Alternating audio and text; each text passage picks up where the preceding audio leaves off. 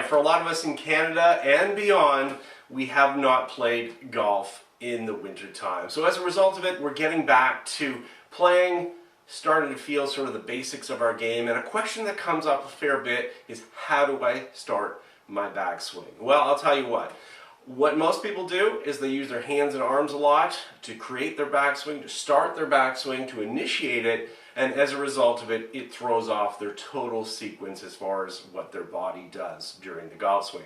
So what we want to do is, I'm going to bring you a drill here today that's going to help you out and help you start your backswing and feel what you need to do to get your backswing initiated.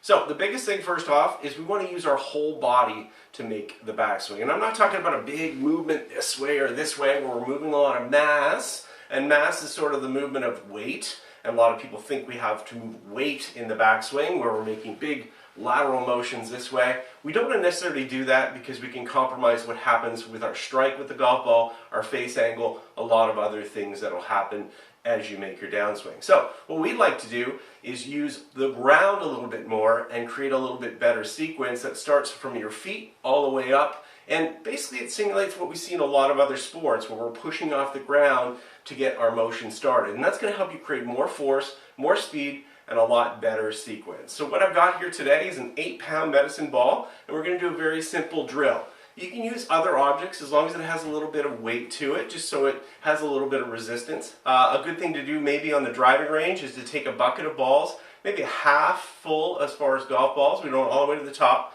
because then the balls will be flying all over the place. But here's what we're going to do. We're just going to take a setup just like we would in a normal golf swing. And here's what we want to do. We don't want our arms to fly away really quickly here and just use our upper body to make the golf swing. It makes it really difficult to move a lot of pressure and to get good timing. What we want to do is we want to lead by putting pressure into the side where we want the object, in this case the ball, to go. And we're going to do that back this way as well. So in taking our backswing, it's not so much a takeaway right here. We want to feel a little pressure movement this way. You'll see your upper body, your sternum maybe go back a couple inches. That's perfectly fine. It's going to move a little bit that way and a little bit more forward towards your target in the downswing, but we just don't want a big lateral movement. So what we're going to do is wherever we want this to go, so our upper body, we're going to lead by putting a little pressure. So what you're going to do is you're going to feel a little bit more weight in this side. This will be your trail side. For lefties, obviously, that will be their left foot as they do takeaway this way. For right-handed golfers, that would be the right foot. So here's what you're going to do. You're going to put a little bit of pressure, and you can get that pressure into that side by pushing off this side, your lead side, by a little bit. We don't mind that.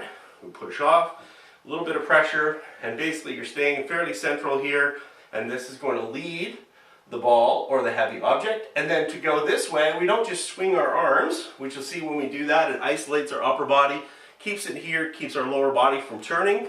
What we're going to do is we're going to put the pressure back into our lead side, and that's going to move the object. So you can do that just by doing a little bit of rhythm back and forth, and then you're going to feel that you've got pressure movement in your lower body that helps out with your sequencing. It'll help you get started, especially this time of year.